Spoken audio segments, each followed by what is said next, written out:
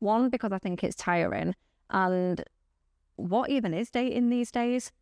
Well, what actually is it? I heard a terminology. I think it wasn't like on an Instagram reel. Oh, it's a situationship. I'm like, what?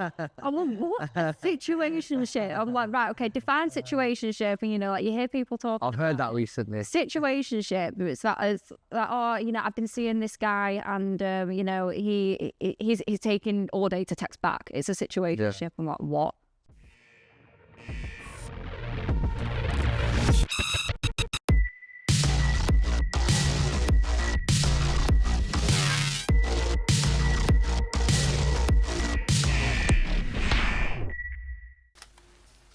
This part, we're back with Joanna. Joanna. It's Joe. He called me Joanna, and I don't know why. That's your name. Yeah, but people only call me Joanna when I'm in trouble. So yeah, Joanna. So I guess it's Joanna. So we're talking about relationships in this part of the podcast, and especially modern day relationships, and even dating in 2024. So my view is that it's completely different to how it was 5 years ago, and for me, I tend to find that women don't necessarily have the right expectations in terms of what they want and what they actually deserve and everything else in between. So, for example, what does you're 27? 27. Gen Z, if you like. Explain Gen Z. Gen Z is just, you know, people that grew up in this new era of... I mean, to be fair, I mean, Gen Z is officially classed from 1997 onwards, right? I'm a 1997 baby, but I don't class myself as a Gen Z because I'm quite... That's the typical thing that Gen Z people say there. No, but I don't, because I don't like follow certain trends or anything. I didn't even know what it was until like a couple of days ago. Like I don't, and honestly, I didn't. Okay, so forget the terminology then. So in terms of dating then, so obviously you're a model, you've got Instagram, I'm sure you'll get DMs. Do you know what? No, I don't. You don't? No, I don't, because I've kept on my Facebook and my Instagram that I'm still engaged. Okay. And I've done that so guys don't talk to me. Like, don't get me wrong, I still get the odd DM and everything, but I don't pursue it. I'm just not interested. That's interesting. Yeah, I'm not actively dating. So what's your focus then? Because self-improvement, self-development, you know, grow some wealth and just keep my head down, stay humble. So you talked about obviously a recent relationship then. So tell me a little bit about that. Obviously in terms of what you're happy to disclose. Yeah. Obviously I know a little bit about what's what, but feel free to pick and choose what you want to share. Of course. So it's actually a year now I've been single. You know, when you rang me the other night and you were like, oh, it's been a year since we met since Box, that actually triggered. So that, so I was thinking that means I've been single for a year, because it was like shortly. Yeah. Anyway. So I was engaged. What age? So I got engaged at 24. We was together for 4 years. It's quite young, isn't it? I don't think it is. No, I don't think it is. You know, I always had this dream to like be married. Okay. And like by the time I was 25, anyway, different story.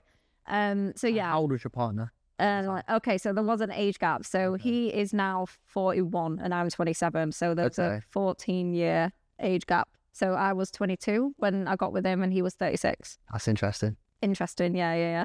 Everyone was like, it's a bit old, isn't it? But for me, I had this like desire for an older guy. I had a desire for an older guy. Daddy issues, I think, doesn't it? It's actually not, to be fair. Everyone says, oh, well, daddy issues. And I'm like, no. I know daddy issues. But anyway, what was the question? Just about your previous relationship. What went wrong? Out of respect for his privacy, you know, he may see this, so I'm not going to go in too deep. I'm just going to give the surface information. Obviously, something went wrong for us to call off the wedding. I think what it was is... expectations, weren't it? Not even expectations. I think what it was is we dived into deep water very, very, very early. And when I was young, I was quite naive with boys and men. I always just like throw myself in there straight away and like, I'm in love, you know, he's the one.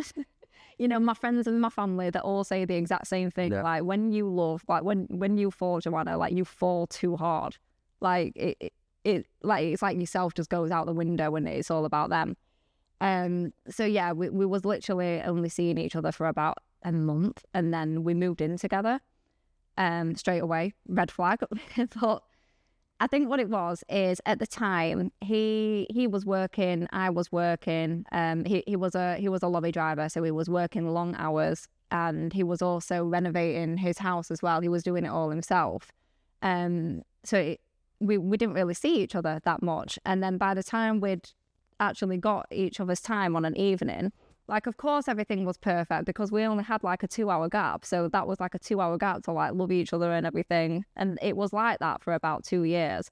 And then when we actually moved in together officially, when his house was done and we were spending more time together, I think things had surfaced and I'd started to pick things out that I didn't like about him, and vice versa, him with me. He saw things that he didn't like about me.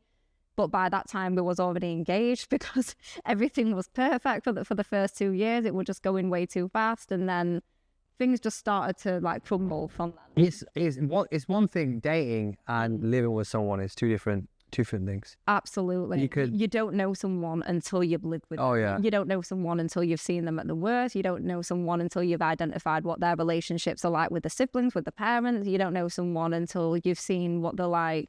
Even if like it could be something as simple like they didn't have the coffee this morning and now they're in a mood. You don't know. You don't know them until you see what they're like with the finances. No doubt. I mean, because look, when you're dating, it's fun. That's like the best period, isn't it? The honeymoon period, I call The it. honeymoon period. Because when you're dating, you can do your own thing, you know, see the guys, do a few bits, get your work done, whatever else, you know, comes in between. And then, you know, you might want to spend a couple of hours one evening, go for a coffee, I don't know, go for cinema, you know, just spend some time together doing whatever. And you're only there for a short amount of time. And it's something you look forward to and something you can also look forward to ending as well. Whereas being in a relationship with someone 24/7, living with someone, I think this day and age is very challenging. It's hard work. It's challenging, isn't it? I think what's healthy these days is people should be busy. You should be busy with your own life, doing your own thing. Yeah. And I think it's interesting now because I talk a lot about this in my videos, like self-improvement. And I like to get your perspective in a moment. Woman, you are a woman, right? Just have to check these days, don't you? She, her, he, him. I don't know. Yes, I'm a woman. I identify as God knows what else. But the point I'm making is, like, for me, when I was younger, I used to just love chasing girls, and it was like my Achilles heel. I would just get so distracted so quickly, lose focus, and then it wasn't until my late 20s, mid to late 20s. Yeah, you do. And I, you know, try and just let the young generation know that if you want a good quality of life, and if you want a quality woman, right, you're going to have to build status and value. So that's going to come from being independent, you know, having your business, having finances, having character, having a good physique. You know, you need to be the total package. And I refer to that quite a lot as well, because the likes of today, when you're on Instagram and you see people flying around the world, you know, women will post pictures at restaurants, nice bars. That's been paid for by someone, of course. And at the end of the day, to attain that, you know, even from a woman's perspective, which I'd like you to share in a moment, but for a guy, if you want to get a quality woman, what do they, I don't know, do women refer to themselves as high value? Yeah. Do they? I think so, yeah. That woman you mentioned, there is Sadiqa, whatever. Sadia Khan. Yeah, what does she talk about? So she's like a psychologist and like relationship coach. She talks about everything like to do with relationships. Like 3 signs that your husband may cheat. Like going like really deep into stuff like that. That's really, interesting. Really deep. Yeah. But for me, like the point I'm making is, at the end of the day, when you get to a certain age, and you know, like myself, you don't have time to entertain women. You just don't, because you're busy, and you should be busy. And when you do have time, you want to spend time with the cream of the crop, you know, and you're only going to attract that if you can bring value into that situation. And you only bring value if you've got something to contribute. Absolutely. You've got a good setup, you've got a good network, good finances, you've got a good, you know, even things like what you can control, like your appearance, your physique, how you present, how you talk, charisma. So that's from a man's perspective. You're from a different time. Gen Z. I was about to actually. But from yourself then, what do you look at? Because obviously you mentioned, you know, you've had a bit of a car crash. You started this situation. And last year you said you were 22, right? So I was 22 when I first started. Right. Yeah. Okay, so obviously that's dead and buried. Yeah. And it's been a year, hasn't it? It's been a year. And you've chosen not to. I've chosen not to pursue dating. So tell me why and what you're doing with that time instead. So what I'm doing with the time instead, I'm working, heavily investing into myself, and just echoing what you say. No, I don't mean for this like to come across like masculine or anything, but I don't feel like I have the time to be out there on Instagram, you know, trying to find a guy and dating. I've got no desire for it. And even if I did have the desire for it, it's creating the time to do it. And for me, my time is very valuable at what I put it into. I'm either working, you know, like doing something on the evening or at the gym, etc. And then any spare time that I do get, it goes to my parents. I don't want to invest that into dating. One, because I think it's tiring. And what even is dating these days? Well, what actually is it? I heard a terminology. I think it was like on an Instagram reel. Oh, it's a situationship. What? I'm like, what? A situationship? I'm like, right, okay, define situationship. And, you know, like you hear people talking. I've heard that recently. Situationship. It's that as like, oh, you know, I've been seeing this guy and, you know, he's taking all day to text back. It's a situationship. Yeah. I'm like, what? Like, this is just, that sounds exhausting. Like, yeah. So that to me displays that you're chasing someone who's not interested. Is that dating?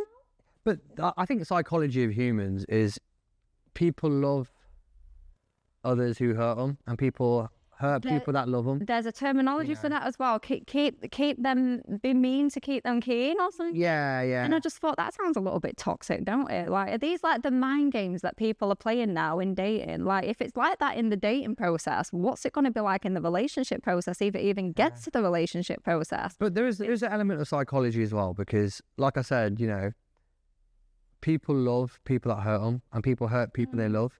Yeah. And that's just how humans interact. Hurt people. No, not necessarily, but people, we've all know someone who, let's say a woman, she's with a guy, you know, the guy cheats on her all day, every day, and she sticks with him. That's that situation talking about, you know, you love people who hurt you. Yeah. And then it tends to be the way around, and then the people that love you tend to hurt them. Yeah. So okay. It is quite a complex topic, but I just think nowadays, especially with Instagram and dating apps and expectations, tell me, what does a 27-year-old model want from a guy these days? Now, I can't speak for all. Speaking for myself, when I'm actually ready to position myself into hypothetically, I feel like I hear a lot of, he needs to make 6 figures, he needs to do this, he needs to do that, he needs to do this and that and this. For me personally, I don't have such high expectations like that. But I think stereotypically, a 27-year-old model, she probably would have expectations like that. So money's important.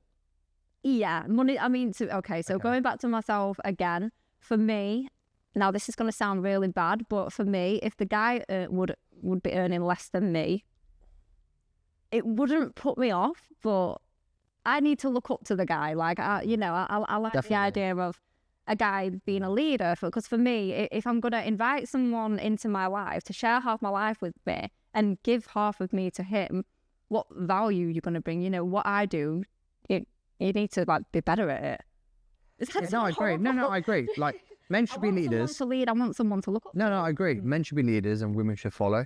So you mentioned finance. So 6 figures, I know what it takes to earn 6 figures plus, and that's way below the average. Yeah. Way below the average earning in the UK. And what's the average salary here? 30, 40K? Probably. Yeah. So you've already ruled out a vast majority of men. So 6 figures plus, I know the lifestyle that gets you. Holidays, cars, houses, apartments, etc. By the way, it doesn't need to be 6 figures for me, by the way. It doesn't need to be 6 figures, but I would like to think that the guy that I'm with is earning more. Let's be honest. Let's be honest. If you want a decent quality of life in the UK, you need a minimum of 6 figures. I'm telling you that for a fact. If you want a holiday, as and when you want to, you want to fly upper class, you want to go to a restaurant, I agree. You want to buy anything and everything, you're going on a date, you're going to buy a bottle of wine, you might not even open it. Yeah, absolutely. You need and- because that's not going to get. Yeah, you can buy a Birkin bag.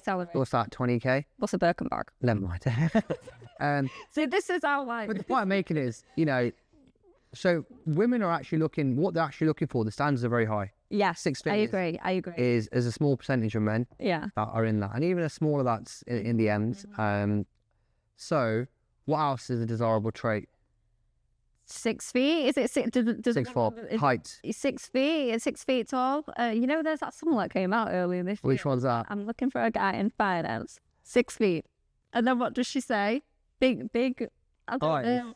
You're gonna have to, do you know what? You're gonna have to find it. I'll find it. In the background of this. Yeah, go on. Keep But yeah, it's basically 6 Trust fund. 6 feet. Trust fund. Oh, Trust I know what you're fund. talking about. That's it. That's it. Blue eyes. Yeah. I mean, for me, I don't go that deep. Do you know? And a lot of people will say to me like, "What's your type? What's your type?" And I'll give like the basic. Well, you already said 2 things. So you said financially sound, Financial height, sound. 6 foot. It's not okay. So again, that's for a man in the UK. 6 foot is not the average, is it? I think it's like 5'10". Is it? I think it's around that. Maybe 5'10", 5'9", 5'10". Okay, cool. So we're already getting to the theme of things that are not as common. So finance, height. What about physique? What about build? For me, yeah, if I was looking to date a guy, he'd need to have a good physique. Okay, so I'm not saying he needs to be completely ripped like Arnold and he's got to have like the 8-pack and everything, but good physique, because then that displays to me he looks after himself. And I'm a gym goer. I'm in the gym six times a week. I'm not saying go kill yourself in the gym, but for me, that level's a big self-respect. Like the guy respects himself and he's disciplined enough to actually stick to the gym. Okay, I think that's basics. Okay, and then what about Looks? look? Of course, looks is important. Looks is absolutely important. If you were to score 1 to 10, what would be your minimum entry point? 10. All right, so you're looking for a 10. So far, Stay here. so far we have 6 feet. we have 6 feet, 6 figures. Wait, hang on. I'm 5'10". 10 out of 10. So he can be like 5'10". Yeah, Yeah. I mean that's fine. And And like, guys, he doesn't need to make 6 figures for me. all right, okay. You want to fly economy, don't you? No. My ears are still gonna pop. Honestly. No, they don't. People have No, they like this. don't. The people have a misconception of me. They think I'm not dating because I'm just like in love with myself and I've got such high standards. And Yeah. it's not that. It's really not that. I've just got no desire for it. That's all it is. No, that's fine. And Yeah. you do you, and you spend time in a room contemplating life. Contemplating life. I'm fine. Anyway, so 6 figures, 6 foot. They need to be a 10 out of 10, face wise. What else? What about time? Okay, so time. Yeah. I'm not needy. So I understand that whatever he does for work, if he's earning more than me, Yeah. he's going to have some sort of superior senior role, or he's going to be a business owner. I understand, especially being a business owner, he's not working a 9 till 5. He doesn't have time for Netflix and chill. He doesn't have time. He might not have the time to go for walks and everything. To be fair, I'm not bothered because I don't really have, I don't Netflix and chill. I think it's a waste of time. I think it's a brain dead activity. So it is. I don't have Netflix. All I have is YouTube as a streaming, and everything that I watch on there, it's either educating me or Productive. it's music. It's music or it's educating me.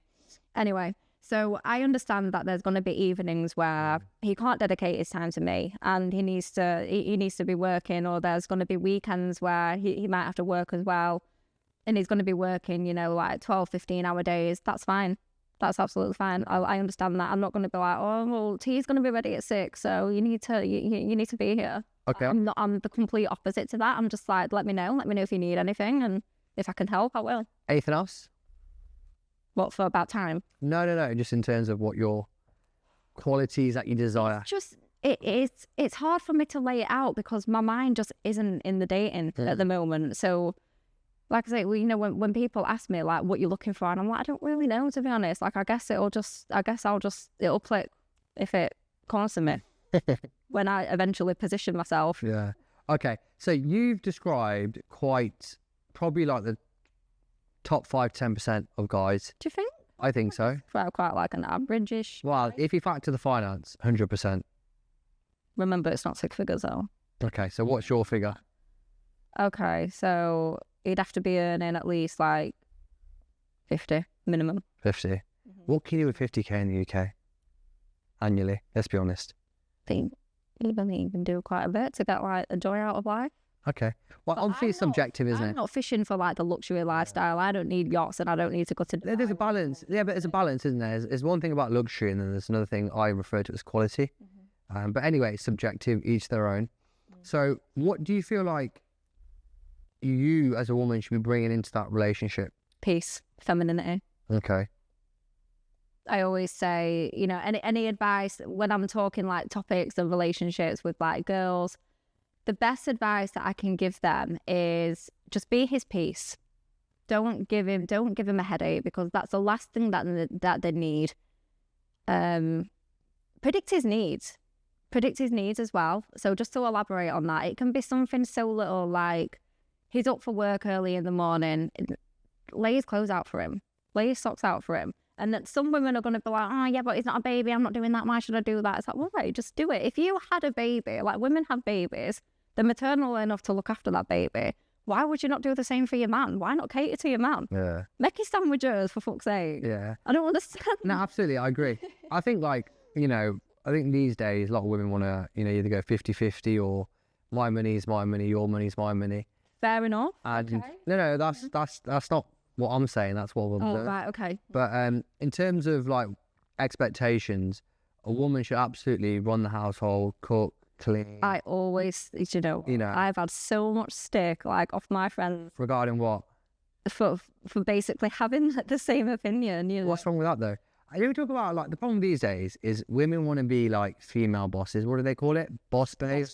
Boss bitch, CEO. And the problem is it's not natural, because once upon a time, men would work and you could be a labourer. That would be enough to raise a household, pay your bills, have money for, you know, holidays and bits and bobs. But again, those days are gone. So as the population has grown in the UK, well, across the world, it's then been, you know, normalised to make, introduce women into work and professional services, etc. And it's obviously good for GDP and the economy. But then obviously, like you mentioned about, you know, women, maternal instincts, you can't have a career and be a wife. There's too much compromise. Yeah.